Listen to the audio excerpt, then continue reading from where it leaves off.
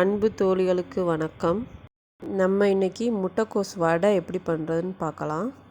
அதுக்கு தேவையான பொருட்கள்: முட்டைக்கோஸ் 1/4 கிலோ, பெரிய வெங்காயம் 1 நறுக்கி வச்சுருக்கேன், கடல மாவு 100 கிராம், சோள மாவு 1 ஸ்பூன், இது போல் நீங்கள் அரிசி மாவு போடுறதுனாலும் போட்டுக்கோங்க, கருவேப்பிலை மல்லி கொஞ்சம், மிளகாய்த்தூள் 1 ஸ்பூன், உப்பு தேவையான அளவு, இஞ்சி பூண்டு பேஸ்ட் 1 ஸ்பூன்,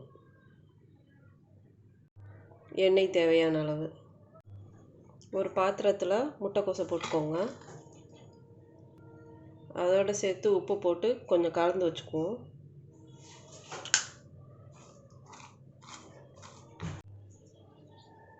கடல மாவு போட்டுக்கோங்க, நறுக்கி வச்சுருக்கிற வெங்காயத்தை போட்டுக்கோங்க, சோள மாவு,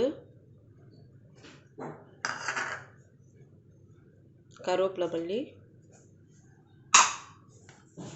இஞ்சி பூண்டு பேஸ்ட், மிளகாத்தூள் இதெல்லாம் சேர்த்து நல்லா மிக்ஸ் பண்ணிக்கோங்க.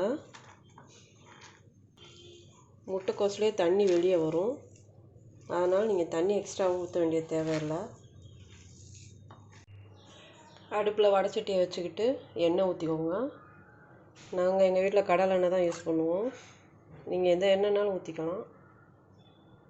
கடலை எண்ணெய் ஊற்ற இன்னும் நல்லா வாசமாக நல்லாயிருக்கும். கொஞ்சமாக எடுத்து இப்படி நல்லா உருட்டிக்கிட்டு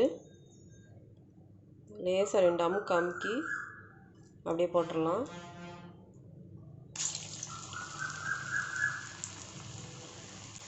உளுந்த வடை, ஆமை வடை, வெங்காய வடை அந்த மாதிரி தான் சாப்பிட்டுருப்பீங்க. நீங்கள் இதை செஞ்சு சாப்பிட்டு பாருங்கள். முட்டைக்கோஸ் வடையை ரொம்ப நல்லாயிருக்கும். ஒரு பக்கம் செவந்துருச்சு, இப்போ திருப்பி போட்டுக்குவோம்.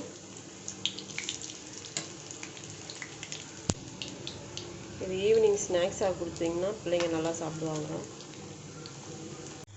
வடை 2 பக்கமும் நல்லா வெந்துருச்சு, இனி எடுத்து சாப்பிட்டு பார்ப்போம்.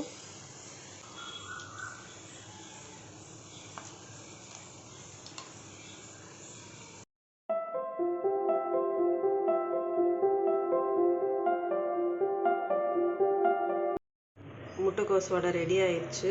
இதை செஞ்சு சாப்பிட்டு பார்த்துட்டு எப்படி இருக்குன்னு கமெண்ட்டில் சொல்லுங்கள்.